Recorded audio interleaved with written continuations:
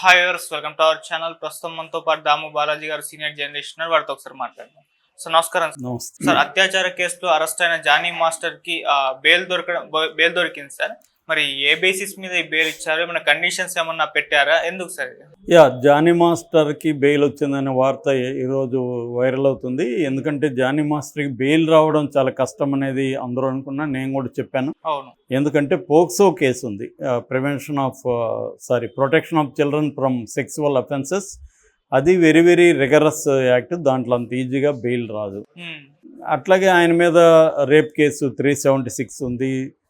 మిగతా 505, 06, 323 ఇలాంటి 4-5 సెక్షన్లు ఉన్నాయి. పాష్ అనే ఒక యాక్ట్ ఉంది, prevention of sexual offences in work place, sexual harassment in work place. So ఇలాంటివన్నీ ఉన్నాయి కాబట్టి ఆయనకి బెయిల్ వచ్చే ప్రసక్తి అయితే లేదు. మరి ఇప్పుడు బెయిల్ ఎలా వచ్చింది అనేది చూస్తే ఆయనకి రెగ్యులర్ బెయిల్ రాలేదు. యాక్చువల్గా ఓన్లీ 5 రోజులకు మాత్రమే బెయిల్ ఇచ్చారు. 6వ తేదీ నుంచి 10వ తేదీ వరకు ఆయనకి మధ్యంతర బెయిల్, ఇంటీరియం బెయిల్ అంటారు. ఇది ప్రత్యేక కండిషన్లలో ఇస్తారు. మనకి ఇప్పుడు ఈ మధ్యకాలంలో చూసుకుంటే చంద్రబాబుకి వచ్చింది. హెల్త్ గ్రౌండ్స్లో ఫస్ట్ ఇంటీరియం బెయిల్ వచ్చి తర్వాత రెగ్యులర్ బెయిల్గా అది కన్వర్ట్ అయింది. అట్లాగే కేజ్రీవాల్కి వచ్చింది, ఢిల్లీ ఎలక్షన్లో పార్టిసిపేట్ చేయాలి కాబట్టి. అలాగా ప్రత్యేక కారణం, ఆరోగ్య కారణం కానీ ఇంకేదన్నా ఎవరైనా వాళ్ళ ఇంట్లో దగ్గర వాళ్ళు చనిపోవడం కానీ ఇట్లాంటివి ఏమన్నా వస్తే ఇంటీరియం బెయిల్ అనేది కోర్టులు శాంక్షన్ చేస్తాయి. అలాగా ఈయనకు ఇంటీరియం బెయిల్ వచ్చింది. దానికి కూడా 25,000 రూపాయల పూచీకత్తు కూడా చెల్లించమని చెప్పారు. అయితే ఇంటీరియం బెయిల్ ఎందుకు వచ్చింది అన్నప్పుడు ఆయనకి మనం ఆల్రెడీ కూడా చెప్పుకొని ఉంటాం చాలాసార్లు. ఆయనకి నేషనల్ అవార్డు వచ్చింది కొరియోగ్రఫీకి. తెలుగులో తిరు అనే సినిమాకి మేఘం కరిగేనా అనే పాటకి ఆయనకి నేషనల్ అవార్డు. తమిళ్లో వచ్చింది, తెలుగు నుంచి రాలే ఆయనకి, తెలుగు కోట రాలే. తమిళ్లో చిత్రాంబలం అనే సినిమా, అది ధనుష్, ఆమె మలయాళి నిత్యా మీనన్, వాళ్ళిద్దరు ఈ సాంగ్ అది. దాంట్లో ఆయనకి సోలోగా రాల, సతీష్ కృష్ణన్ ఈయన ఇద్దరికి కలిపి ఆయన నేషనల్ అవార్డు వచ్చింది. అయినప్పటికీ కూడా అది ప్రెస్టీజియస్ అవార్డు అని చెప్పాలి. 1991 నుంచి అవార్డు ఇస్తున్నారు. తెలుగులో ఇప్పటి వరకు 5 సార్లు మాత్రమే అవార్డు గెలుచుకున్నారు. సో ఏదేమైనా తెలుగు కొరియోగ్రాఫరు తమిళ్లో గెలుచుకున్నా కూడా ఆయన తెలుగుకి గర్వకారణమే, సినిమా ఇండస్ట్రీకి. సో దీని కింద ఏమంటే ఒక రజత కమలం ఇస్తారు, సిల్వర్ లోటస్ ఇస్తారు. దాని తర్వాత 2 లక్షల రూపాయలు క్యాష్ కూడా ఇస్తారనమాట. సో ఇది అవార్డు ఇప్పుడు ప్రదానం జరగబోతుంది ఈ మధ్యలో. అందుకని ఆయన అవార్డు తీసుకోవడం కోసం మీరు నాకు బెయిల్ ఇస్తే నేను ఢిల్లీ వెళ్ళి అవార్డు తీసుకుంటానని కోర్టుని రిక్వెస్ట్ చేశాడు. కోర్టు అవార్డు, నేషనల్ అవార్డు, ఇది తెలుగుకి గర్వకారణం కావచ్చు. రెండోది ఆయన ముద్దాయి తప్ప ఆయన మీద ఈ నేరం ఏమీ నిరూపితం కాలేదు కాబట్టి బెయిల్ ఇవ్వడంలో తప్పులేమి లేదు. రెండోది ఆయన కేసుని ఈ 5 రోజుల్లో ప్రభావితం చేస్తాడు, ఇవన్నీ కూడా కన్విన్స్ కాలేదు కోర్టు, కాబట్టి బెయిల్ ఇచ్చింది. మామూలుగా కూడా బెయిల్ అనేది ఒక రెగ్యులర్గా బెయిల్ ఇవ్వడం అనేది, బెయిల్ అనేది నార్మల్, జైలు అనేది ఎక్సెప్షన్. సో ఇది అనేక కోర్టులు చెబుతుంటాయి అన్నమాట. సుప్రీంకోర్టు అనేకసార్లు చెప్పింది. అంటే జనరల్గా బెయిల్ ఎప్పుడు ఇవ్వకూడదంటే అవి ఫ్లైట్ రిస్క్ అంటారు. ఆ వ్యక్తి విదేశాలకు పారిపోతాడు, ఇంకా పట్టుకోవడం కష్టం అవుతుంది అనుకున్నప్పుడు ఇవ్వకూడదు. రెండవది, ఈ మధ్య అది కూడా బిఎన్ఎస్ చట్టంలో మార్చారు.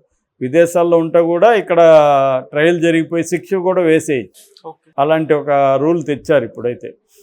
ఎందుకంటే విదేశాలకు పారిపోయినంత మాత్రాన్ని కేసు ఏం పెండింగ్లో పడదు, అది కూడా ఇప్పుడు పెట్టారు. ఏదేమైనా అదొక కండిషను. రెండోది, ఫిజికల్గా సాక్ష్యాధారాలని తారుమారు చేస్తాడనేది రెండవ కండిషను. మూడవది, సాక్షుల్ని ప్రలోభ పెట్టడం కావచ్చు, బెదిరించడం కావచ్చు చేస్తాడని. ఈ 3 కండిషన్లో బెయిల్ ఇవ్వరు మామూలుగా.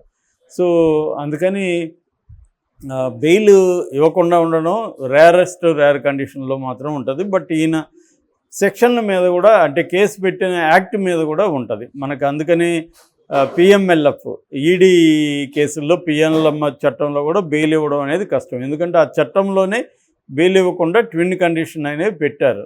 అట్లాగే పోక్సో కేసులో కూడా బెయిల్ ఇవ్వకూడదు అనేది, ఈజీగా బెయిల్ ఇవ్వకూడదు అనేది చట్టంలో ఉంది. ఎందుకంటే అది చిల్డ్రన్ మీద, చిన్న పిల్లల మీద లైంగిక దాడి కాబట్టి అది అతి భయంకరమైన క్రైమ్ కింద లెక్కేసుకొని అలాంటి వాళ్ళకి ఈజీగా బెయిల్ ఇవ్వకూడదు, ఎందుకంటే ఆ క్రైమ్ చేయడానికి అందరూ భయపడాలి అనేది కోర్టు కానీ లేకపోతే మన ప్రభుత్వ ఉద్దేశం. ఈ మధ్య ఇంకొక చట్టం కూడా తీసుకొచ్చింది, సుప్రీంకోర్టు కూడా దాన్ని సమర్థించి చెప్పింది. అదేంటంటే చిల్డ్రన్ని ఉపయోగించి పోర్నో ఫిలిమ్స్ తీస్తే ఆ ఫిలిమ్స్ చూసేవాళ్ళు కూడా నేరస్తులు అవుతారు, వాళ్ళకి కూడా జైలు శిక్ష పడుతుంది. అవి చూడడం కూడా నేరమే. అంటే మొన్న మద్రాస్ హైకోర్టు చూడడం నేరం కాదు, ఎందుకంటే ఆల్రెడీ ఉన్నప్పుడు ఇంటర్నెట్లో ఉన్నప్పుడు చూస్తారు కదా అన్నట్టుగా మాట్లాడింది. కానీ చూడడం కూడా నేరమే అని సుప్రీంకోర్టు తేల్చి చెప్పింది. సో అది కాంట్రవర్షియల్ అని చెప్పాలి, ఎందుకంటే ఆల్రెడీ మనకు ఫోన్ చేస్తే ఏది చిల్డ్రను ఏది కాదో ఓపెన్ చేసి చూసారనుకో ఎవరైనా, వాళ్ళ మీద ఆల్రెడీ వాళ్ళ ఇంటర్నెట్ మనకి ప్రొవైడర్ ఉంటారు కాబట్టి వాళ్ళు ఇమీడియట్గా దాన్ని పసిగట్టేస్తారు, ట్రాక్ చేస్తారు, కేసు పెట్టే అవకాశం ఉంది. ఈ మధ్య అందుకని పోక్సో కేసు పెట్టేస్తున్నారు వాటి మీద, అందుకని పోక్సో కేసులు బాగా పెరిగిపోయినాయి. సో అందువల్ల జాగ్రత్తగా ఉండాలి, ఫోన్ను చూసేవాళ్ళు ఈ విషయంలో జాగ్రత్తగా ఉండాల్సిన అవసరం ఉంది. ఏదేమైనా ఈయన మీద పోక్సో కేసు ఉంది కాబట్టి జానీ మాస్టర్కి అయితే రెగ్యులర్ బెయిల్ రావడం మాత్రం వెరీ వెరీ డిఫికల్ట్. రాకూడదని ఏం లేదు, కానీ కింది కోర్టులు అయితే అంత ఈజీగా ఆయనకి ఇవ్వవు, పై కోర్టుల్లోనే ఆయన ట్రై చేసుకోవాలి. ఇదైతే ఇప్పుడు ఇచ్చింది ఆయనకి మాత్రం రంగారెడ్డి జిల్లా కోర్టు బెయిల్ ఇచ్చింది. సో ఈ 5 రోజుల తర్వాత ఆయన మళ్ళీ కోర్టుకి సరెండర్ అవ్వాలి, జైలుకి వెళ్ళిపోవాలి. సో జైలుకి వెళ్ళిపోయినాక ఆయన రెగ్యులర్ బెయిల్కి ట్రై చేసుకోవచ్చు. అయితే ఈ లోపల ఒక రకంగా సద్దుమణిగిందని చెప్పొచ్చు, జానీ మాస్టర్ మీద వివాదం అనేది గమ్మునున్నారు. ఎందుకు దానికి కారణం అంటే అమ్మాయి మీడియా ముందుకు రాలేదు. మీడియా ముందుకు వచ్చుంటే ఇది పెంచి అదేదంటారు కోతిపుండుని బ్రహ్మరాక్షసి అన్నట్టు మన మీడియా వాళ్ళు చేసేవాళ్ళు. కానీ ఆమె రాలేదు కాబట్టి ఒక రకంగా జానీ మాస్టర్ బతికిపోయాడు. రెండవది జానీ మాస్టర్ భార్య ఆ అమ్మాయి మీద కూడా ఫిల్మ్ ఛాంబర్లో కంప్లైంట్ ఇచ్చింది. ఆ అమ్మాయి గతంలో 2022లో కూడా ఇతన్ని ఎలా పొగిడింది అవన్నీ చెప్పింది. ఒక నెలకు ముందు కూడా తన ఒక ఫంక్షన్లో నాకు ఇతను లైఫ్ ఇచ్చాడు, ఇతను జానీ మాస్టర్ నుంచి నేను నేర్చుకున్నా చాలా చెప్పింది. సడన్గా 1 మంత్లో ఏమైంది అంటే ఈ అమ్మాయి వెనక కొందరు పెద్దవాళ్ళు ఉండి ఈ అమ్మాయిని రెచ్చగొట్టి ఇలా చేస్తున్నారు. అందుకే అమ్మాయి ఓపెన్గా వచ్చి మాట్లాడడానికి కూడా ఈ ప్రశ్నలన్నీ అమ్మాయి ఎదుర్కొంటుంది కాబట్టి మీడియా ముందుకు కూడా అమ్మాయి రావట్లేదు అని వీళ్ళ భార్య సుమలత అలియాస్ ఆయేషా ఛాంబర్కి కంప్లైంట్ ఇచ్చింది. ఆమె ఒక పక్క భార్య పోరాడుతూ ఉంది దీనికి వ్యతిరేకంగా. ఒకటి ఏంటంటే 2 రకాల ప్రాబ్లమ్స్. ఒకటి ఇమేజ్ అనేది డ్యామేజ్ అయిపోయింది, దానివల్ల అతని కెరీర్ ప్రాబ్లం. ఎందుకంటే ఆల్రెడీ అతన్ని ఈ సంస్థ కొరియోగ్రాఫర్స్ యూనియన్ బహిష్కరించింది. సో ఆ రకంగా రేపు పొద్దున అతను కొరియోగ్రాఫర్గా పనిచేయడం అనేది వెరీ డిఫికల్ట్ వస్తుంది. బెయిల్ మీద వచ్చినా కూడా కొరియోగ్రఫీలకు మళ్ళీ వాళ్ళు తీసుకుంటారా లేదనేది వెరీ బిగ్ క్వశ్చన్. వాళ్ళు తీసుకోకపోతే అతని కెరీర్ ఏమవుతుంది అనేది పెద్ద ప్రశ్నగా మారుతుంది. ఎందుకంటే కొంత మోరల్ గ్రౌండ్ నుంచి ప్రొడ్యూసర్లు కూడా మోరల్ కావచ్చు, లీగల్ కావచ్చు, మనకెందుకు లేని అతను పక్కన పెట్టే అవకాశాలు ఉంటాయి. ఆ రకంగా అతనికి కెరీర్ పరంగా ఇబ్బందులు అయితే ఎదుర్కొంటాడు. ఇక రెండవది బెయిల్ అయితే త్వరగా రాదు, ఎందుకంటే దీంట్లో పోక్సో ఉంది. ఇక మూడవది ఇది కానీ లాజికల్ ఎండ్కి వెళ్ళి ప్రూవ్ అయితే మాత్రం అతనికి మినిమం 10 to 15 years లైఫ్ పడుతుంది శిక్ష.